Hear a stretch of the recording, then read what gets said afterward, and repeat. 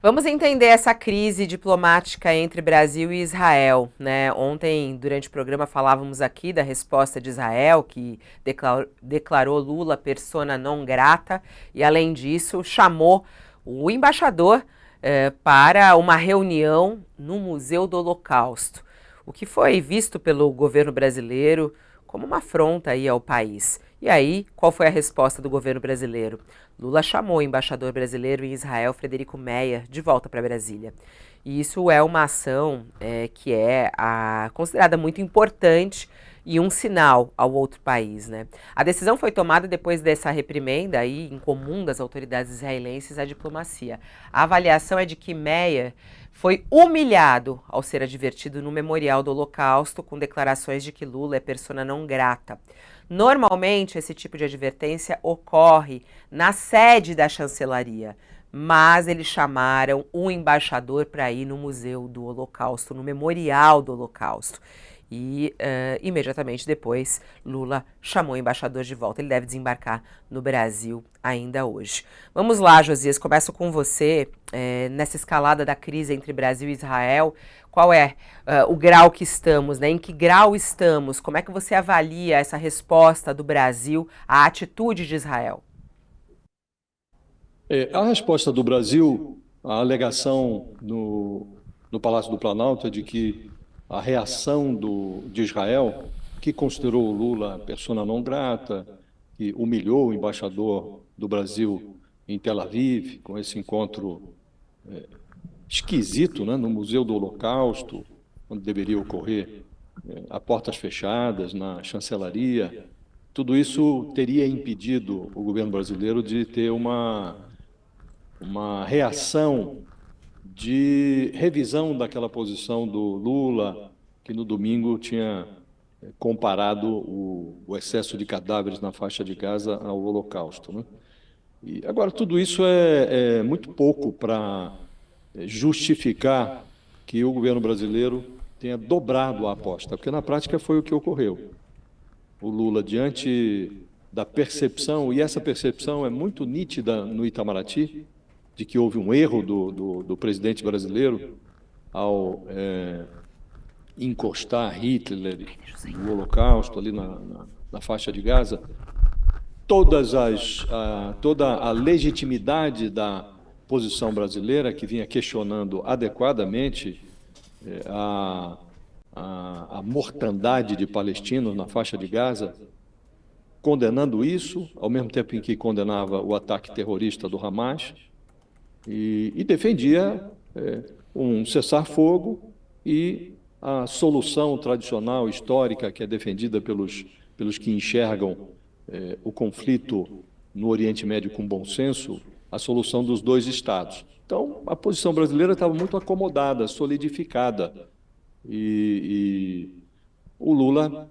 desarranjou o cenário quando ele elevou o tom e trouxe o Holocausto, jogou o Holocausto no ventilador. Havia todas as justificativas para que o presidente reconhecesse o equívoco e o Brasil se reposicionasse, mas o Lula está hoje cercado por pessoas que não têm muita disposição para contrariá-lo. O Lula se apaixonou pela própria voz e, por vezes, comete equívocos, sobretudo nessa área externa. Esses equívocos têm sido muito frequentes, mas não há, na assessoria do presidente, quem se disponha ou quem tenha autoridade, legitimidade para contrariá-lo, para dizer o que ele não gosta de ouvir. E, neste caso específico, o principal auxiliar do Lula, o que influenciou a decisão do Lula, foi o Celso Amorim, que tem essa posição mesmo, uma posição que coincide com a do presidente, uma aversão ao Netanyahu, que é uma aversão, diga-se, da maioria da sociedade brasileira. Isso já ficou evidente nas reações à forma como Israel lida com o ataque de que foi vítima do Hamas, né? Mas o presidente virou um ponto fora da curva. O único, por enquanto, na comunidade internacional, ele só recebeu o apoio do Hamas, o que é constrangedor, né? Então, falta, nessa hora de crise, o pior tipo de conselheiro, o tipo mais perigoso de um governante, é o amigo que deseja ver o sangue dos adversários. E o Celso Amorim avaliou que melhor do que uma crise, só duas crises. Então ele aconselhou o Lula a dobrar a aposta. Então, num movimento, o presidente mandou convocar o embaixador israelense para se explicar no Itamaraty, a exemplo do que fizera lá em Tel Aviv, o governo do Netanyahu com o embaixador brasileiro. E, noutra reação, ele esvaziou a embaixada do Brasil em Israel, chamou o titular do posto de volta para Brasília, não esclareceu quando volta. Então, por esse ângulo, o Lula dobrou a aposta. E os efeitos, Fabiola, são devastadores para o Lula. Ele não teve, por hora, nada de positivo. Ele acirrou a oposição, está levando uma surra nas redes sociais.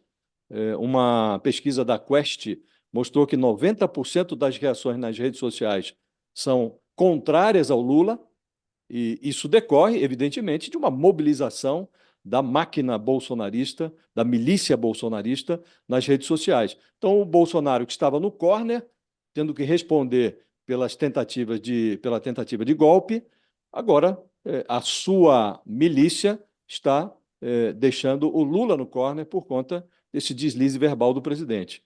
Então, eu diria a você, Fabiola, que o resultado final é que o Lula não teve nenhum benefício com esse arroubo retórico e teve todos os prejuízos, prejuízo político interno, prejuízo político internacional, porque deixou uma posição confortável do Brasil, uma posição adequada, e adotou um radicalismo que, por hora, não Ô, tem Josias. eco na comunidade Ô, internacional. Josias, mas você estava contando aí sobre desenhando, né, de como as coisas aconteceram. Mas você acha que o Lula acertou em chamar de volta o embaixador? Porque essa é uma questão, né? Porque ele se sentiu absolutamente, né? O Brasil foi ofendido, segundo aí os diplomatas, nessa situação do embaixador ser chamado lá no Museu do Holocausto. Lula acerta ao chamar o embaixador de volta ou não? Você acha que não deveria ter feito isso? Você acha que essa atitude do Lula escala a crise com Israel? Escala, sem dúvida nenhuma. O Lula tinha duas alternativas. Ou ele reconhecia o seu equívoco, ou ele dobrava a aposta. Ele resolveu dobrar a aposta. A meu juízo, as evidências demonstram que esse foi o pior caminho para ele, Lula, para o Brasil também, para a diplomacia brasileira também.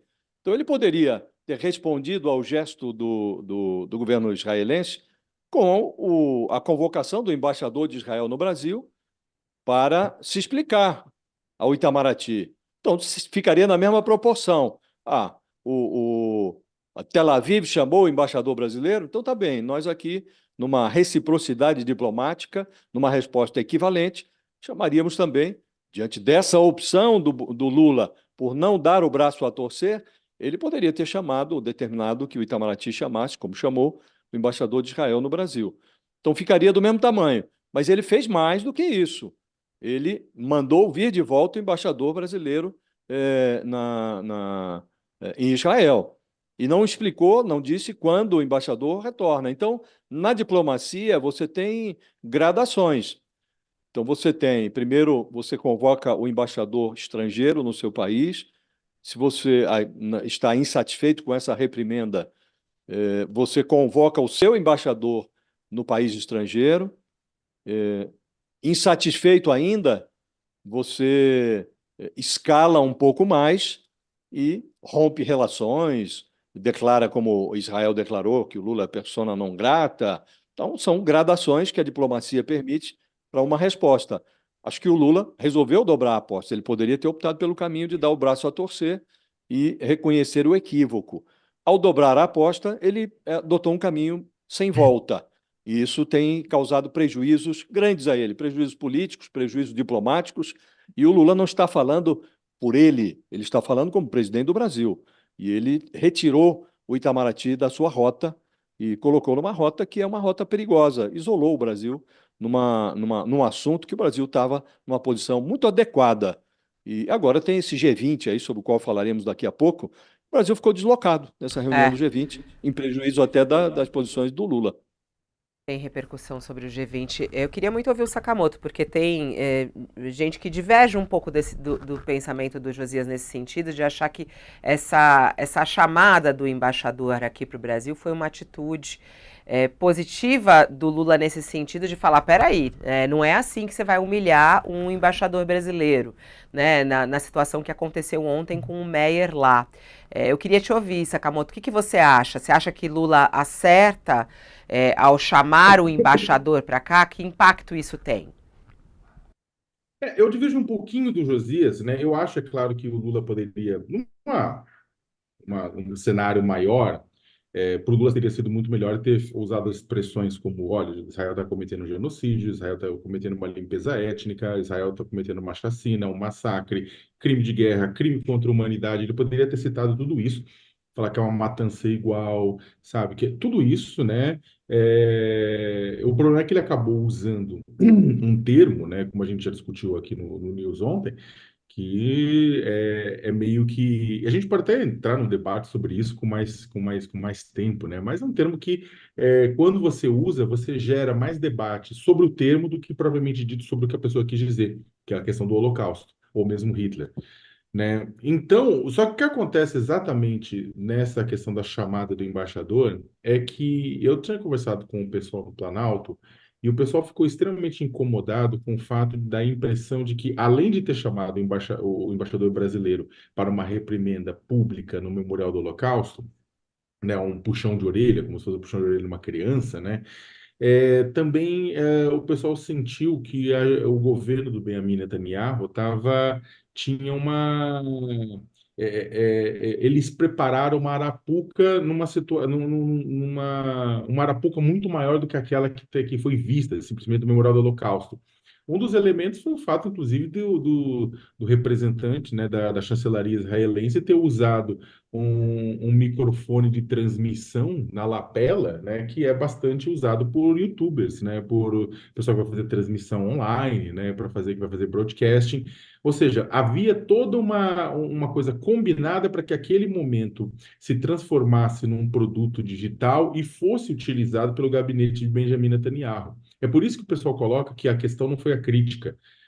Muita gente coloca, na qual eu também me insiro, que a questão, o problema não é a crítica ao que está acontecendo lá, mas foi feita de uma forma que deu para Benjamin Netanyahu a justificativa de poder sapatear em cima. Ou seja, deu a justificativa para um criminoso de guerra, Benjamin Netanyahu, que é um criminoso de guerra, e que se o Tribunal Penal Internacional fosse sério, ele seria preso em algum momento da história, né? Então, você entrega a Benjamin Netanyahu um criminoso de guerra, tão criminoso, né? Tipo, quanto os terroristas do Hamas. Eu não estou entrando, fazendo essa aqui porque o pessoal... e o Hamas? Tá, e o Hamas, para quem perguntou, e o Hamas, né? Mas o fato é o seguinte, o Netanyahu precisa que a guerra continue, né? Ele não está interessado em paz, ele não está nem interessado nos próprios cidadãos israelenses, muito menos nos reféns, né? Senão ele já tinha feito um acordo, né? Por quê? Porque o que ele está interessado é manter a guerra o quanto mais ele conseguir para não tomar um pé na bunda, né? A gente estava falando ontem com o Michel German aqui, né? Que é judeu, que é pesquisador, ele estava apontando pesquisas que apontam que o Netanyahu está com 80% de impopularidade. Isso para alguém que está tocando uma guerra, isso é muita coisa. Então ele precisa, né? Lula entregou para ele esse presente, que é o quê? Utilizar o termo Holocausto, o termo Hitler, né? O termo Hitler, né? Na matança de Hitler. E aí o que ele fez no meio dessa coisa toda? Ele criou todo um circo midiático, né? E o embaixador brasileiro foi colocado nesse circo midiático. E isso incomodou de sobremaneira o Palácio do Planalto. Né? Concordo com o Josias, você já tinha todo um desenho para tentar botar panos quentes na situação, né? Na verdade, quem pediu seis, né, gritou seis, foi a chancelaria israelense, foi o gabinete de Netanyahu, e aí o governo brasileiro gritou nove. Existe neste momento uma. Aí você fala, poxa, mas é a questão de gritar, a diplomacia brasileira não é uma diplomacia do diálogo? É. Um ponto, na verdade, eu acho que isso é bastante interessante, que o governo brasileiro sente também que contribuiu internacionalmente bastante o apoio à posição de Israel dessa guerra de arraso, nessa guerra que está colocando abaixo, né, Gaza, exatamente por conta da forma como a retaliação aos ataques do Hamas está acontecendo. Então, está rolando, e isso tinha sido sentido pela chancelaria brasileira, que está rolando uma redução ao apoio. Mesmo Anthony Blinken sendo judeu e está vindo para cá, o governo Biden está claramente tentando, tipo, frear a guerra. Isso já faz um tempo já. Por quê? Porque está pegando mal entre os eleitores democratas a guerra.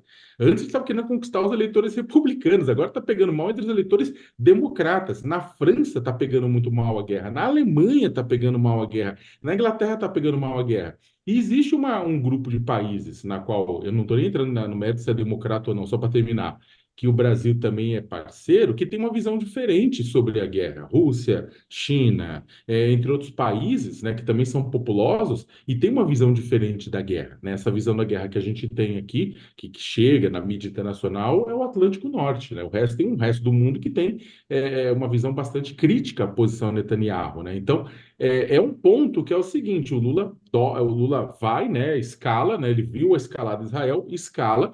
Eu, particularmente, acho que isso não vai dar em nada, em absolutamente nada. O Netanyahu vai usar isso para sua política interna, porque externa também não adianta, né? O Lula vai tomar uns cacetes, uns vareios, principalmente de deputados ligados à bancada religiosa, que para a qual Israel é fundamental. Mas eu acho que isso não vai afetar, e não vai afetar, inclusive o papel do Brasil nesse processo internacional. Porque se, por um lado, para o Atlântico Norte, o Brasil ele exagerou, para outros países, inclusive países que estão lá na região do Oriente Médio, o Brasil não exagerou.